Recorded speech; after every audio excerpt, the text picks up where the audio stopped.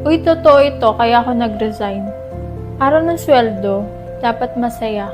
Pero ako, nakatitig sa payslip ko, kulang ng 500, laging delay ang sahod, overtime hindi bayad, maling tax at deduction, at pag nagreklamo ka, sasabihin lang, bawi ka na lang next life. Pero buwan-buwan ganito, minsan delay, minsan kulang, minsan parehong palpak, pagod na ako.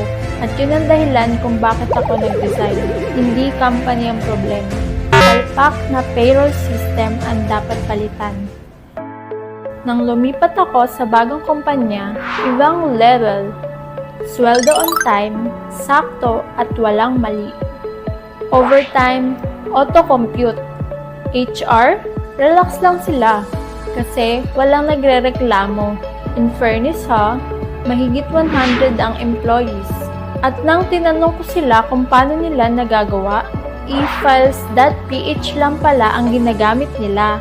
Encode lang ang time in at time out at automatic nang lalabas ang computation ng basic pay, overtime pay, holiday pay at deduction kapag late, tapos pati 13-month pay.